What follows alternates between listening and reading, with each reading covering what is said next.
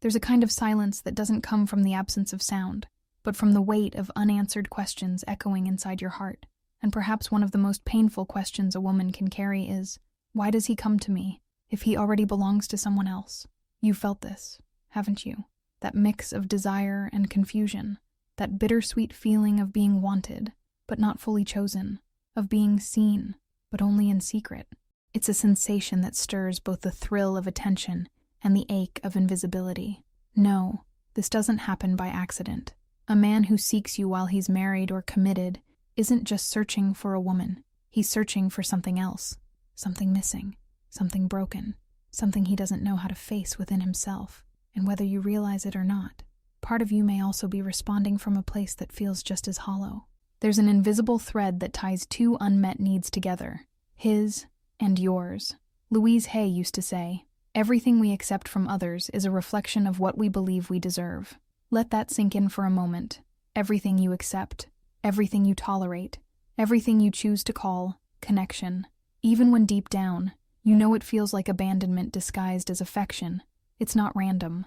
It mirrors a story you were told, or a story you've been telling yourself for far too long. Because the truth is, when a man reaches out from within the walls of another relationship, it's rarely about love. It's often about escaping his own dissatisfaction, escaping the responsibilities of emotional intimacy, escaping the mirror that his current relationship holds up to him. And in that escape, he seeks refuge, comfort, novelty. He seeks someone who will temporarily make him forget the emptiness he refuses to confront within himself. But there's another side to this story, the side that lives within you, the part that wonders, am I being chosen? Or am I being used to fill a void that was never mine to carry? The part that confuses being desired with being valued, the part that feels seen, but not safe, wanted, but not truly respected. This isn't just his pattern. Sometimes, it's a reflection of the places inside you where you've been quietly waiting to be enough, to be worthy, to be finally, truly picked. Clarissa Pinkola Estes whispers a haunting truth. When a woman does not know where love ends and illusion begins, she becomes easy prey for relationships never meant to nourish her, only to drain her. And maybe that's the real question hiding beneath his texts, his glances, his promises whispered in the dark. Is this love, or is this illusion? But this conversation is not about him. It's not about decoding his behavior or bending yourself to fit his brokenness. No, this is about you, about understanding the hidden contracts your soul has been signing without even realizing it. Contracts that say, I will accept less if it means I won't be alone. Contracts that whisper, I will take what he gives, even if it's only halfway. And maybe, just maybe, you've reached the moment where something inside you no longer wants to renew that contract. A sacred rebellion starts to rise. A quiet voice, one you've ignored for too long, begins to ask, but what about me? What about what I deserve? Because the truth is, the story isn't about whether he wants you. It's about whether you are ready, truly ready, to want yourself enough to stop settling for pieces of someone who was never meant to come whole. And this is where everything begins to change. There's something almost invisible that happens when a man seeks you while belonging to someone else. It feels personal, but the truth is, it's often not. His desire isn't necessarily about you, not truly. It's about what's missing in him, about a hollow space he's trying to patch with fleeting moments of attention, comfort, or escape. Sometimes we misunderstand desire as validation. We mistake someone's pursuit for proof of our worth. But when you look deeper, you begin to see that his reaching out is less about how special you are, and more about how disconnected he is from his own life, his own emotional truth. He isn't choosing you because you are the answer. He is reaching because he doesn't know how to face the questions that live inside his own soul. There's a certain loneliness that lives within men who step outside of their commitments, a restlessness, a kind of spiritual emptiness that no woman can actually fill. Not his partner, not you, not anyone, but in his mind. For a moment, you become the antidote, the escape, the fresh air to breathe when his own world feels suffocating. But here's the weight of it. When his desire comes from his lack, not from love, it creates an invisible trap. Because no matter how much he wants you, what he truly seeks is a reflection of what he's missing in himself. And the cruelest part? The moment you become that reflection, the moment you become his escape, You stop being fully seen as the real, whole woman you are. You become a function, a temporary relief, a borrowed light for someone else's darkness. And still, it feels confusing, doesn't it? Because the attention feels good. It wakes something up inside you, something that's been dormant, maybe for years. A part of you that longed to be seen, to be desired, to be chosen, even if just for a moment. But here's the question that lives beneath it all. Why does this dynamic find you? Why does this pattern show up in your life? Louise Hay would gently guide you to look inward, not outward. She would remind you that life is always mirroring what lives within. If you found yourself in this kind of situation, it's not because you are broken, or flawed, or doomed to suffer. No, it's because somewhere, hidden deep, there is a wound, a story, a belief that says, I have to fight to be chosen, a belief that whispers, I only deserve partial love, conditional love that arrives through cracks and back doors. And when that belief goes unhealed, life keeps sending mirrors, people, situations, scenarios that press exactly where it hurts, not to punish you, but to show you where the healing is waiting. It's painful, but it's also sacred, because once you see it, you can never unsee it. And once you name it, you begin the journey of choosing differently, not just choosing different men, but choosing yourself in ways you never have before. And perhaps that is what this moment is really asking of you, not to win his love, not to outshine someone else, but to finally look at the places inside yourself where you've forgotten that you were never meant to be an option, never meant to live waiting for someone to pick you. There's something even more subtle, something almost hidden beneath the surface of all this. It's the quiet, aching dance of competition, a competition that no one talks about, a competition that isn't loud or obvious, but lives in the silence between a text sent and a text never answered. It lives in the hope that maybe, just maybe, if you are more patient, more understanding, more available, more beautiful, more anything, he will finally choose you. It's a pattern that doesn't start with him. It starts somewhere much earlier, in those invisible places where we learned that love was something we had to earn, something we had to prove, something we had to fight for. And without even noticing, you begin to embody the archetype of the woman who wants to be the exception, the one who believes, if he chooses me over her, then it means I'm enough, then it means I matter. But this is the wound, this is the trap, because the moment your worth becomes tied to being chosen over someone else, you've already abandoned yourself. You've placed your value in the hands of someone who, if we're honest, is already showing you that they don't fully know how to value anyone, not even themselves. There's an energy, a kind of silent bargaining, that starts to unfold. You tell yourself, if I love him enough, if I wait long enough, if I show him that I'm everything he's missing, then maybe he'll see me. And while you're busy waiting to be seen by him, you stop seeing yourself. This is the moment when love turns into a quiet war you wage against yourself. A war where every moment of silence from him feels like a strike against your worth, where every broken promise is internalized as a reflection of your failure, and worst of all, where every glimpse of attention feels like a tiny, intoxicating reward, just enough to keep you holding on, just enough to make you believe that maybe, just maybe, the story will change. But deep down, something in you knows. It knows that love that requires you to compete, to prove, to sacrifice your dignity, isn't love. It's a transaction, an emotional gamble where the house always wins, and you always lose. Still, it's not weakness that keeps you here. No, it's the echo of an old, forgotten longing. The echo of the little girl who once stood in a room, waiting to be noticed, waiting to be told she was enough, waiting to be picked, and maybe never was.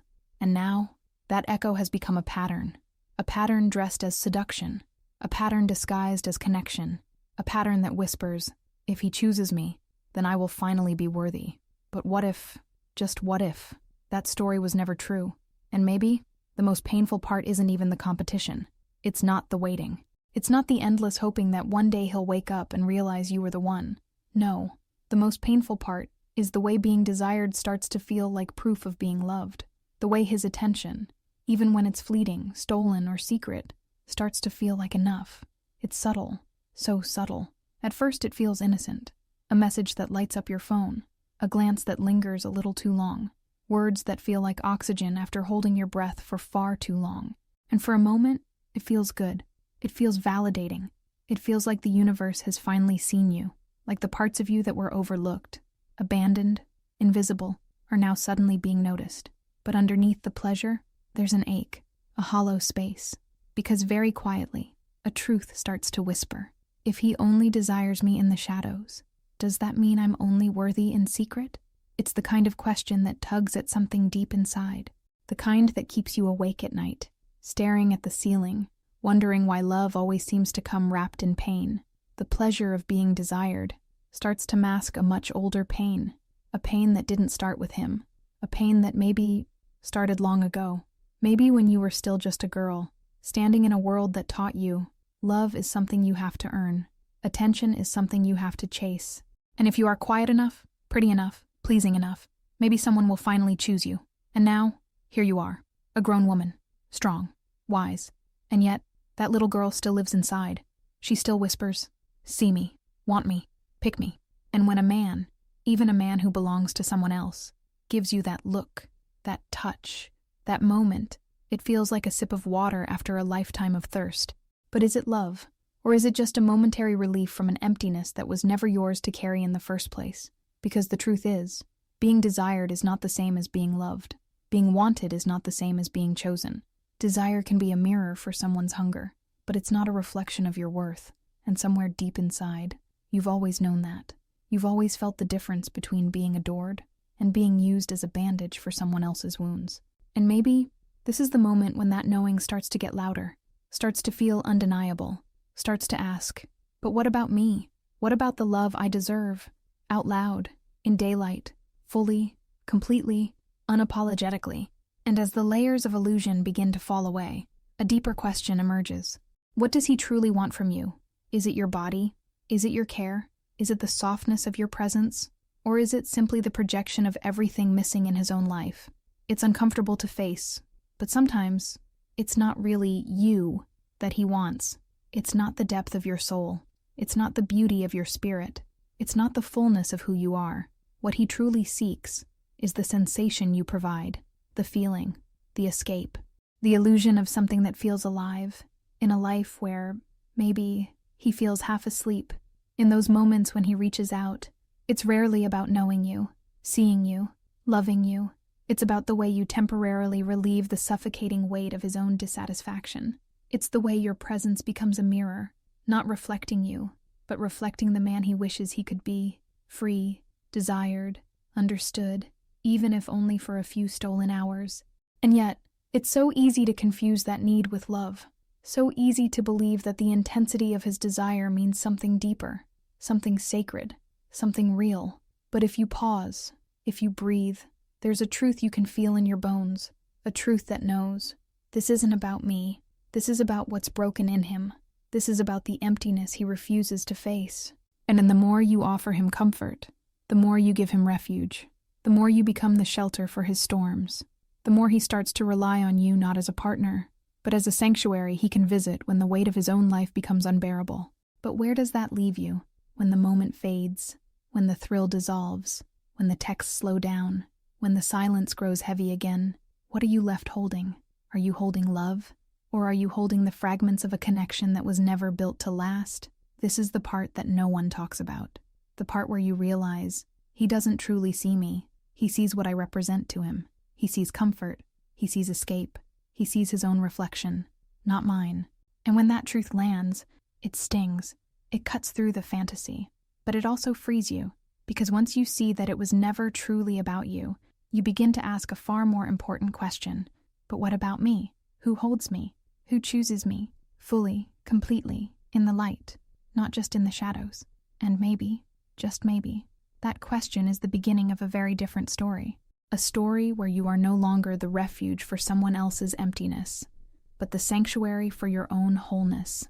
And perhaps the most disorienting realization of all is that no matter how much he craves you, no matter how deeply he whispers, promises wrapped in longing, this kind of connection never truly feels safe.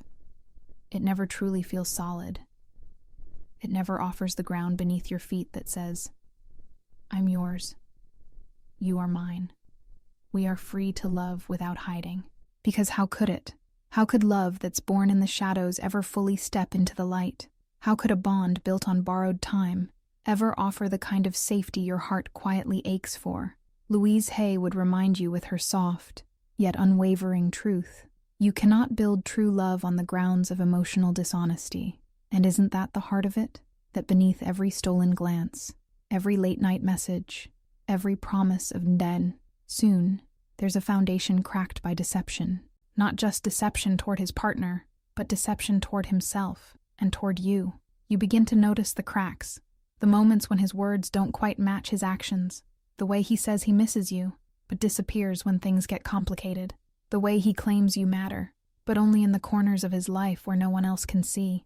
And each time you feel that instability, that wobble beneath your feet, a quiet part of you starts to wonder, is it me? Am I asking for too much? Am I being unreasonable to want to be loved? Fully, openly, without conditions. But you are not unreasonable. You are not asking for too much. You are asking for what every soul is born deserving. Love that is safe.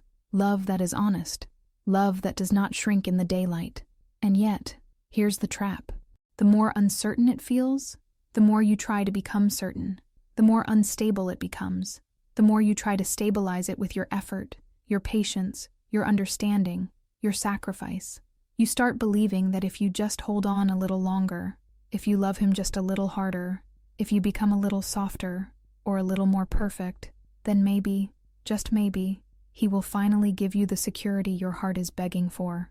But deep down, you already know, no amount of effort on your part can build safety in a place that was never meant to hold it. Because love, real love, cannot breathe in secrecy. It cannot flourish in the soil of dishonesty. It cannot grow where truth has been buried to protect someone else's comfort. And maybe this is the most tender, painful, liberating truth of all, that you were never meant to anchor yourself in the chaos of someone else's confusion. You were never meant to build a home in a heart that only opens its doors when no one is looking. And as this truth begins to settle, another illusion quietly starts to unravel. The illusion of control, that sneaky, painful belief that whispers, if I'm good enough, if I'm loving enough, if I'm patient enough, he'll leave her, he'll choose me, he'll finally make me his.